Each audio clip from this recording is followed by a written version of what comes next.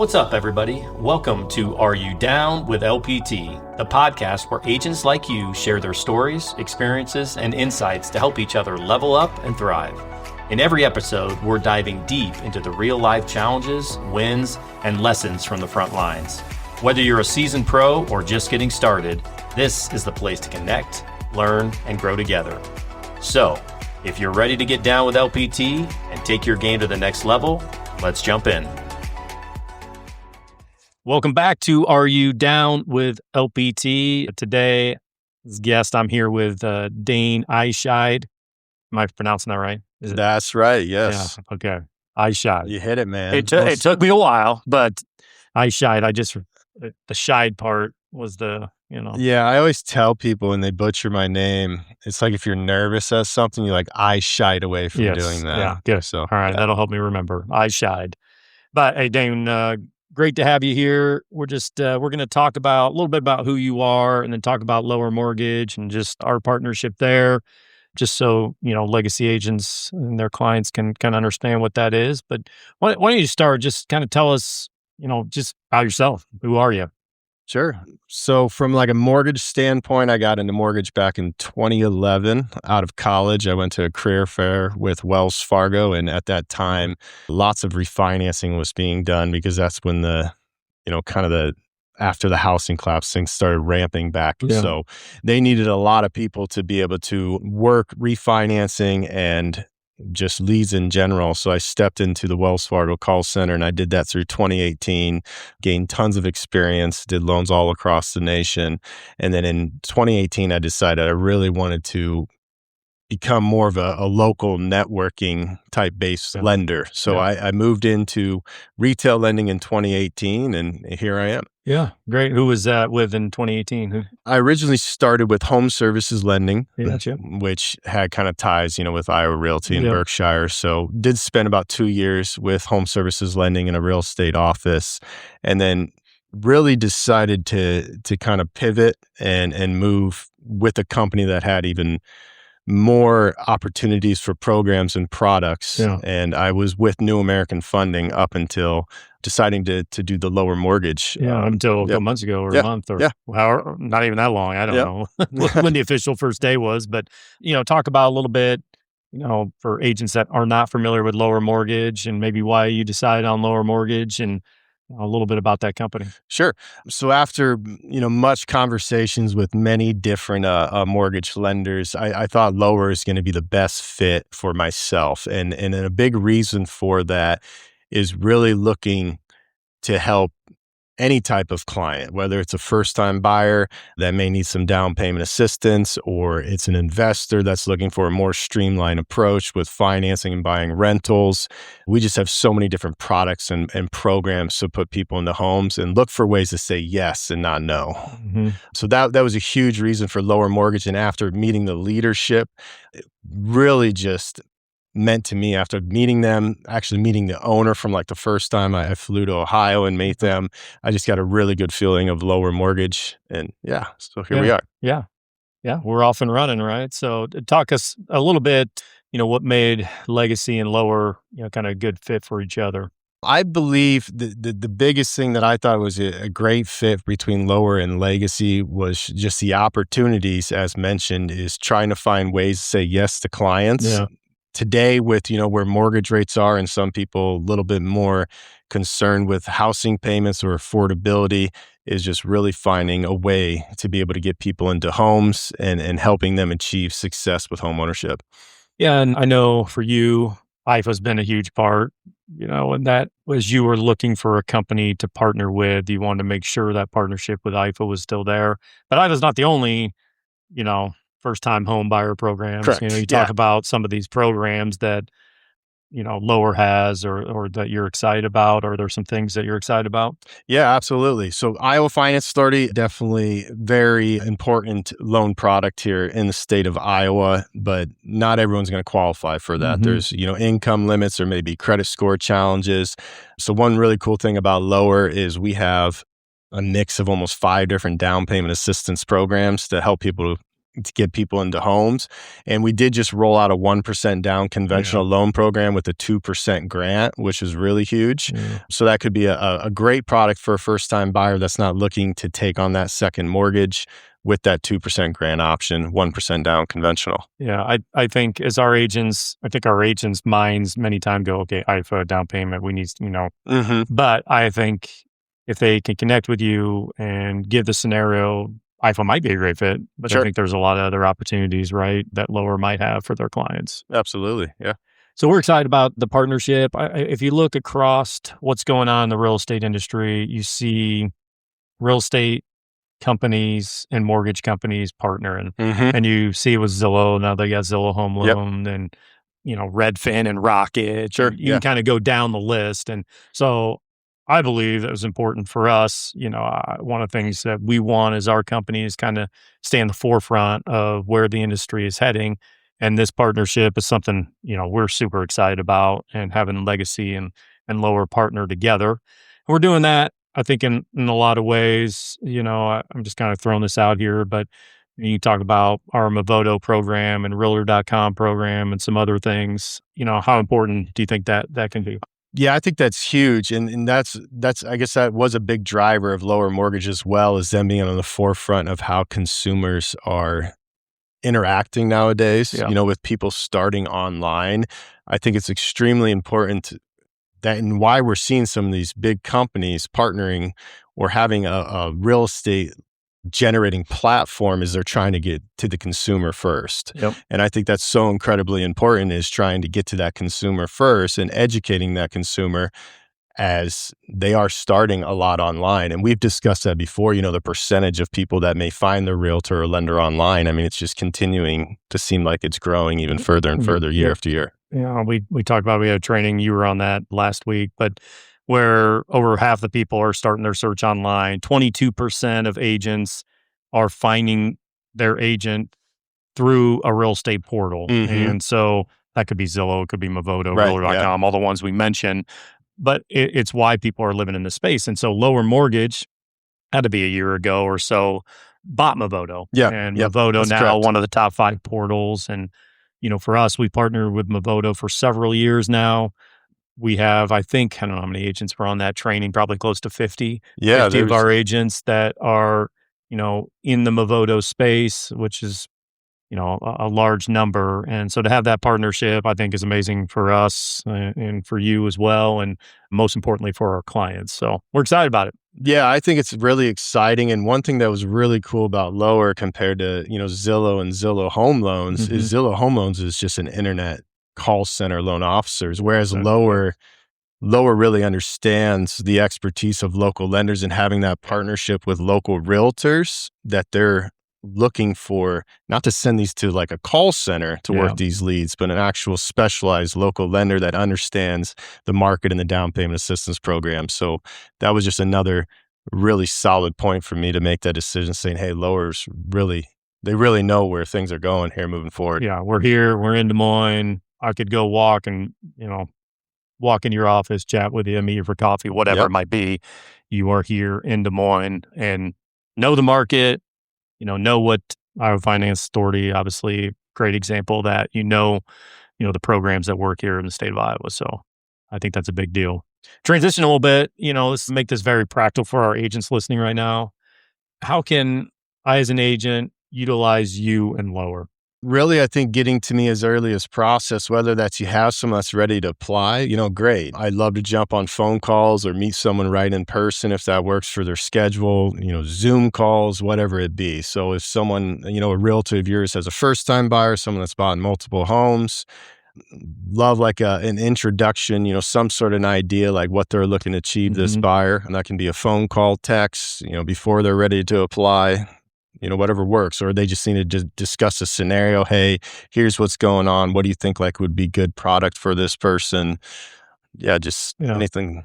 One of the things I heard you talk about, whether this is a training or somewhere else, but we meet a lot of people who maybe are not ready to go, and whether it's just a timing thing or their credit score, or they just don't have the income to do it. Sure.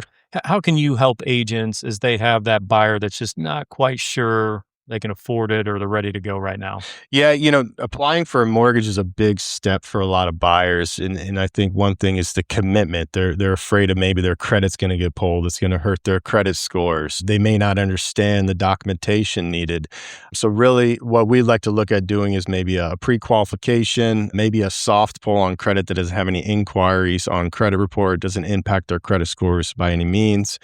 And more importantly, just having a conversation with that buyer. I think it comes down to two things, with a mortgage and buying a house, at least from the mortgage standpoint.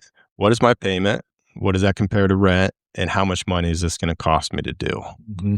If we can start with those two basic items, we'll be able to create more of a time frame for that buyer and get them into an idea of like, hey, is this a 3 to 6 month type thing? Is this in the next couple of months?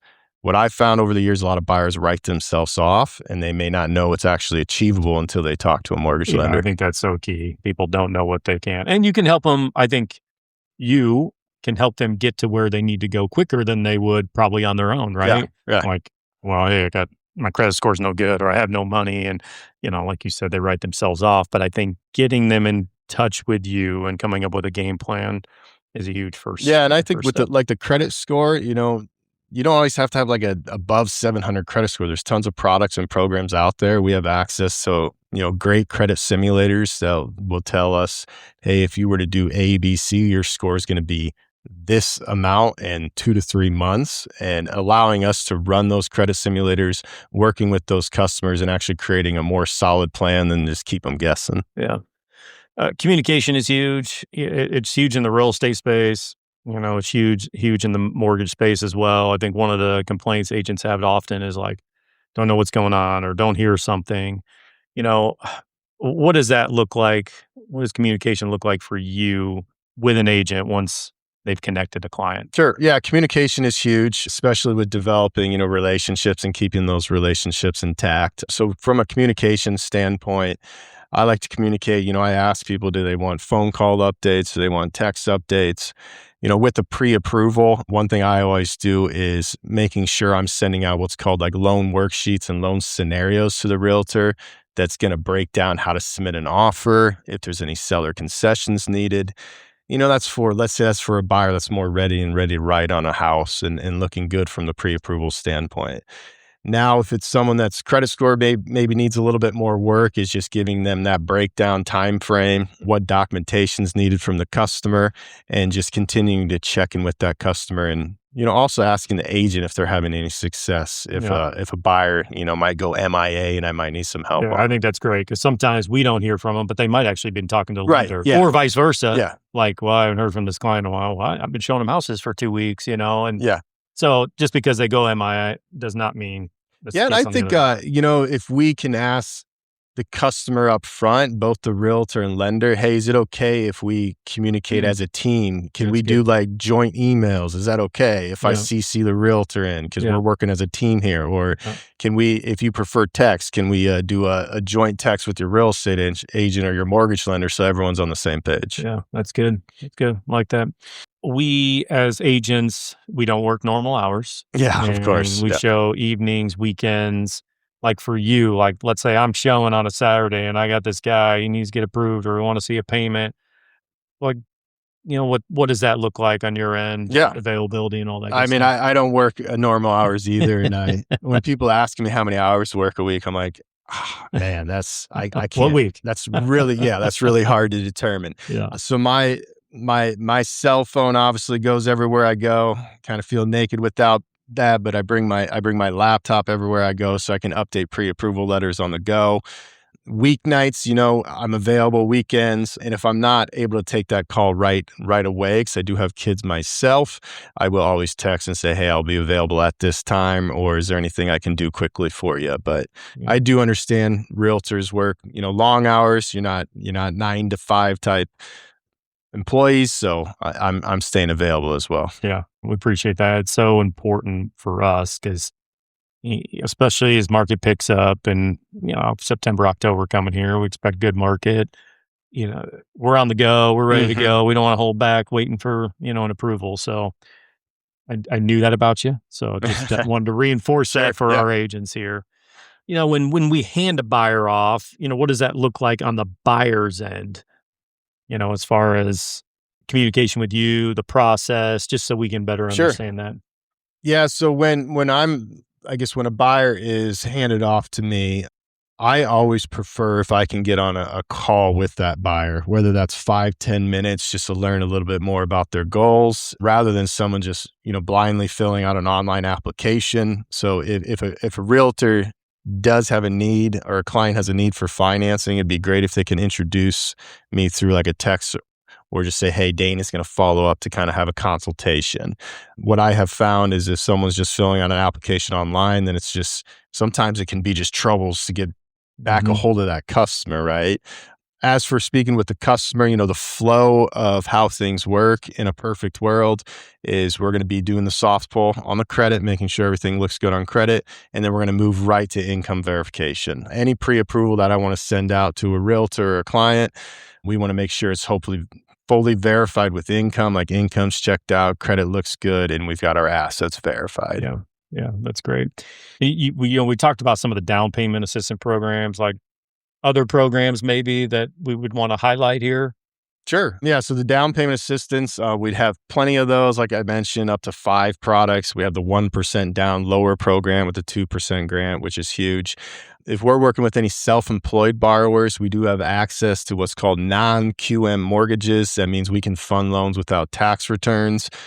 Self-employed borrowers, a lot of times they find a lot of tax write-offs, right? It's huge for them. They don't have to pay as much in taxes, but it hurts their qualification. So think of bank statement loans for self-employed borrowers. That's something that we have a lot of knowledge about and have funded those deals before. If someone's working with an investor that might want a more streamlined approach, we have what's called like DSCR loans are popular options. You were talking the other day, even one you got through the other day where somebody was self-employed less than 2 years and got that one through, which a lot of times in our mind, oh, you haven't been on the job 2 years. Well, call me when the 2 years is going, right? Yeah. And I think that's the big thing. A lot of lenders have blanketed people in certain conversations. Well, your credit score is not above 620. Call me back when it's above 620. Yeah. It's thinking outside the box, thinking creatively, and making sure you're spending more time with people to overturn any problems we're running into and just finding solutions. But self-employed, technically, we know now you don't have to be more than 2 years to get the loan. And that's a lot like a commission-based employee. Yeah. Lender may say, hey, you don't have a 2-year history. Well, technically, in between 1 to 2 years, you can still fund a loan with a commission-based employee. Yeah. Yeah. Good. Yeah. Just from chatting with you, it sounds like you mentioned earlier, a lot of opportunities that maybe some banks and other places just not going to be able to help someone where I think you can. And I think that's important of lower mortgage being what's called an independent mortgage bank and a direct lender is we find ways to get deals done, turn a no into a yes, and just really thinking outside the box and there to help the client and the realtor however we can. Yeah. Okay, going to do some, rapid questions here with you, so we'll see how you do. But okay, biggest financing misconception you're hearing from buyers right now? I think this is probably something realtors are hearing too is mortgage rates are too high. I'm going to wait until rates come down to buy a house. And I think that's a huge misconception I'm hearing right now. Rates are too high. I don't have enough money for a down payment is another one that we typically hear. Yeah. I mean, we were talking in our meeting today where I think it was 2023 rates got up to 8%. And historically, rates are not high. And so I don't think we should just assume they're going to be coming down because we don't know. I was just researching the other day and I kind of created a rate landscape thing that I can pass along to realtors that makes it easier to discuss with clients if they're saying, hey, rates are too high, that discusses, and kind of it mentions where have rates been the last couple of years, what's maybe projected over the next 3 to 5 years. And honestly, unless there's some pretty big movement like economics wise, I mean, rates are, I think, kind of staying pretty steady at where they're at currently. Yeah. So a situation where our clients might be, okay, I need to call Dane. What's an example? Really, down payment assistance or buyer doesn't know where to start. They first time buyer, don't really understand their affordability. Credit challenged borrowers that might be being told no elsewhere. I do field a lot of calls just from mortgage colleagues that I've met over the years that are working with like credit unions or, local banks that may not have as flexible guidelines with credit scores. Those are options that I can take a look at, running those credit simulators. Yeah. Just anytime someone doesn't know where to start or financing comes up, like realtors think of me. Yeah. Yeah. What's something maybe our agents could do to strengthen the relationship with, the agent-lender relationship? I think a big thing is really just giving a little bit of context, letting me know if they are a first-time buyer, if they have a certain time frame, just anything of a little bit more context. So when I'm able to reach out to that customer, I'm able to build a little bit of rapport. And also, think of me hopefully as part of your team. I'm not just another lender out here and just you're giving me a phone number and hoping that the buyer calls. But, I'm really part of the team and here to help provide the best solution for the customer and, the best experience possible. Yeah, that's great. So if agents are going to connect with you, how are they going to connect? Any way you can get a hold of me. Yeah. What's your email phone? You can knock on my door if I'm not answering. But what's your Snapchat? I don't use Snapchat. All right. Text is always like the easiest. I mean, we get the buzz right away. So text message, phone call. I mean, what's your number? 515-444-7471. Excellent. So it sounds like I'm on an info. Yeah. 515-444-7471. And is it just Dane at lower? It would be, so it's, or for the email? Yeah, your email. So it's my first initial D, last name Eischeid, Eischeid at lower.com. Yeah. How do you spell? I probably should change. Yeah, I should probably maybe we should go Dane. Yeah. So that would be DEISCHEID at lower.com. Yeah. So probably the best way to get a hold of me would be a text message. Yeah, I know how to say the last name now, but I haven't got to the spelling part of it. Yeah. So anyway, so if an agent today, they wanted their client to connect with you, your suggestion, like what's the best way for us to connect our clients to you? Yeah. So as mentioned, they could always say, hey, here's Dane's website. You can go ahead and apply now online. But, really, if they're able to preferably do maybe like a group text is always a great way. Just a nice warm handoff or an email is something that I would prefer. And then just say, hey, Dane, one thing he's going to want to do is a consultation that usually takes tops 10 to 15 minutes. That can be done right over the phone. It could be done through a Zoom call, Teams, or if you prefer in-person meeting, he's happy to sit down, have coffee with you. I think that's key for us to educate our buyers because oftentimes the buyers are like, oh, they think this approval process and everything is just going to be long and strenuous. And I think we can help ease their mind. Yeah. And the approval process, interesting enough, I got a referral from a realtor just last week. I had the buyer pre-approved in 24 hours and the buyer's like, wow, that happened really quick. I didn't think it would be that quick. And I don't want to say that's going to happen every single time, but if a buyer has their ducks in the rows, stable credit, this specific buyer needed IFA down payment assistance, W-2 wage earner, we got him pre-approved right away. So yeah. Nice work. Proud of you. Well, thank you. Yeah. House shopping. Yeah, we're excited about our partnership, and we're just in the early stages of that, getting it going. Be much more to come. Certainly, we'll be back here chatting, kind of about what's going on in the real estate market. But our agents should be able to connect with you now, and they will get to know you a lot more. So, yeah, I'm looking forward to it as well, Kyle. Thanks, really Dane. Thank you. That's a wrap for today's episode of Are You Down with LPT? Thank you so much for tuning in. We hope you get some valuable takeaways to apply to your journey. New episodes drop every Friday, so make sure to subscribe so you never miss out. And hey, if you have your own story you'd like to share or questions you'd like to dive into, hit us up. Until next time, stay down with LPT and keep leveling up. Catch you in the next one.